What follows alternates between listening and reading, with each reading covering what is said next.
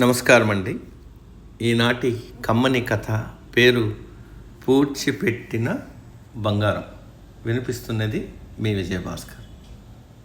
విశ్వంభరుడు అనే వ్యక్తి ఎంతో కష్టపడి 1,00,000 వరహాలు సంపాదించాడు. ఆ తర్వాత అతను వ్యాపార నిమిత్తం దూర ప్రాంతానికి వెళ్తూ తన వద్ద ఉన్న మొత్తం ధనాన్ని ఒక చోట పూడ్చిపెట్టి వెళ్ళాడు. దూర ప్రాంతానికి వెళ్ళిన విశ్వంభరుడు వ్యాపార పనులు పూర్తి చేసుకుని తీర్థయాత్రలు చేయసాగాడు. ఒక మారు అతను గాలివానల వల్ల, వరదల వల్ల నీళ్లలో కొట్టుకొని గుర్తు తెలియని ప్రాంతానికి వెళ్ళిపోయాడు. ఎక్కడెక్కడో తిరిగిన విశ్వంభరుడు ఎంతో కాలం తర్వాత స్వస్థలానికి తిరిగి వచ్చాడు. అయితే తన ధనం పూడ్చిపెట్టిన ప్రదేశం ఎంతకీ గుర్తు రాలేదు. ఊరు చాలా మారిపోయింది. గుర్తుపట్టడానికి వీలు కావడం లేదు. దానితో విశ్వంభరుడు ఒక మునీశ్వరుడి వద్దకు వెళ్ళి తన సమస్యనంతటినీ వివరించి, అయ్యా, తన తపస్సు శక్తితో నా ధనం ఎక్కడుందో చెప్పండి అని అడిగాడు.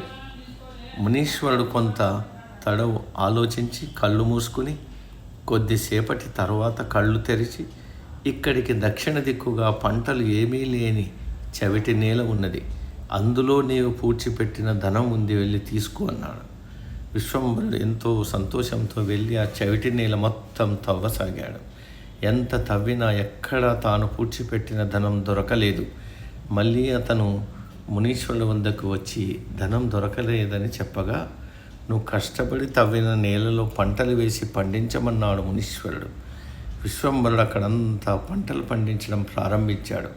అతని కృషితో పంటలు బాగా పండి అవి అమ్మడంతో బోలెడు డబ్బు వచ్చింది. కానీ అతను మళ్ళీ మునీశ్వరుడి దగ్గరకు వచ్చి తాను దాచిపెట్టిన ధనం దొరకలేదని చెప్పగా, మునీశ్వరుడు, నాయనా, నువ్వు పూడ్చిపెట్టిన ధనం ఎప్పుడో దొంగల పాలైపోయింది. కానీ ఇప్పుడు నువ్వు పంటలు వేయడం వల్ల దండిగా ధనం సంపాదించావు. కాబట్టి అదే నువ్వు పూడ్చిపెట్టిన ధనం అనుకో అన్నాడు.